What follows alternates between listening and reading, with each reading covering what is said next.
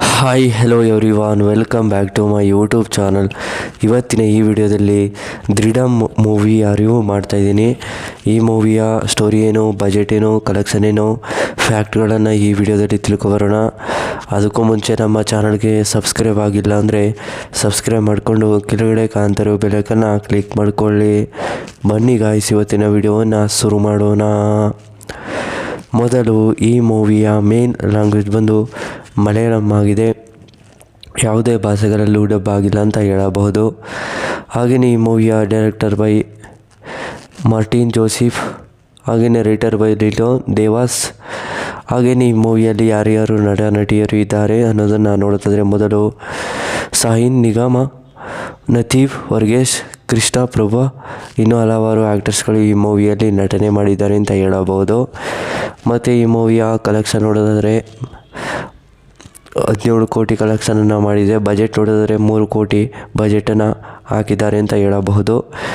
ಮತ್ತು ಈ ಮೂವಿಗೆ China reviews ಕೂಡ ಕೊಟ್ಟಿದ್ದಾರೆ ಮಲಯಾಳಂನಲ್ಲಿ.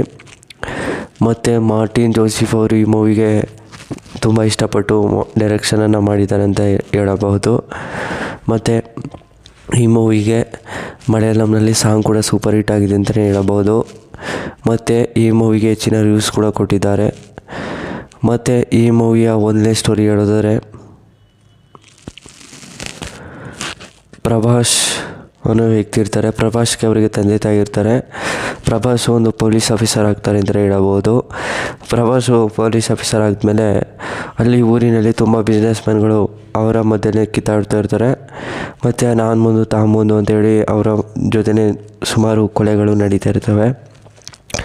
ಇದರಿಂದ ಬಿಸ್ನೆಸ್ ಮ್ಯಾನ್ಗಳನ್ನೆಲ್ಲ ಕಂಟ್ರೋಲ್ ಮಾಡಬೇಕು ಅಂತೇಳಿ ಪೊಲೀಸ್ನವರು ಹಾಕಿರ್ತಾರೆ. ಅದರಲ್ಲಿ ಪ್ರಭಾಸ್ ಕೂಡ ಒಬ್ಬ ಟೀಮ್ ಲೀಡ್ರ್ ಅಂತಲೇ ಹೇಳಬಹುದು. ಪ್ರಭಾಸು ಆ ಟೀಮ್ ಲೀಡ್ರಲ್ಲಿ ಎಲ್ಲ ಬಿಸ್ನೆಸ್ ಮ್ಯಾನ್ಗಳನ್ನು ಒಂದು ಸರಿ ಕರೆಸ್ತಾರೆ ಮೀಟಿಂಗಲ್ಲಿ.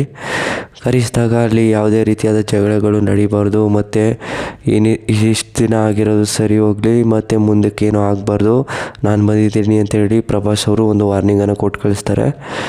ಆದರೂ ಕೂಡ ಅದ್ರ ನಾಳೆನೇ ಒಂದು ಮರ್ಡರ್ ಆಗಿರುತ್ತೆ. ಅದನ್ನು ನೋಡಿ ತುಂಬ ಶಾಕ್ ಆಗಿ ಪ್ರಭಾಸ್ ಅವರು ಇದನ್ನೆಲ್ಲ ನಿಲ್ಲಿಸಲೇಬೇಕು ಅಂತೇಳಿ ತುಂಬ ಪ್ರಯತ್ನ ಪಡ್ತಾರೆ.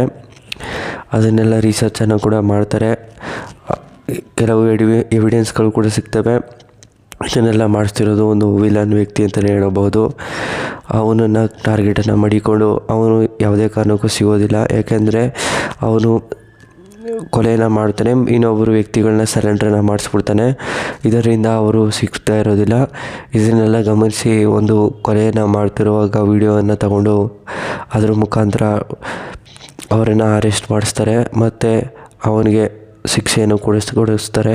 ಮತ್ತು ಅವನು ಎಲ್ಲ ಬಿಸ್ನೆಸ್ ಮ್ಯಾನ್ಗಳನ್ನು ಕರೆಸಿ ಇವನಿಂದ ತೊಂದರೆ ಆಗ್ತಿದೆ ಅಂತೇಳಿ ಅವ್ರಿಗೆ ವಂದನ ಮಾಡಿ ಎಲ್ಲ ಬಿಸ್ನೆಸ್ ಮ್ಯಾನ್ಗಳನ್ನು ಒಟ್ಟಿಗೆ ಕೂರಿಸಿ ಮತ್ತು ಅವರ ಯಾವುದೇ ರೀತಿಯಾದ ತೊಂದರೆಗಳು ಮಾಡದಂಗೆ ಮಾಡ್ಕೋತಾರೆ. ಮತ್ತು ಈ ಮೂವಿಯ ಸ್ಟೋರಿ ರಿವ್ಯೂಸ್ ನಿಮಗೆ ಇಷ್ಟವಾದರೆ ಶೇರ್ ಮಾಡಿ, ಲೈಕ್ ಮಾಡಿ. Thanks for watching.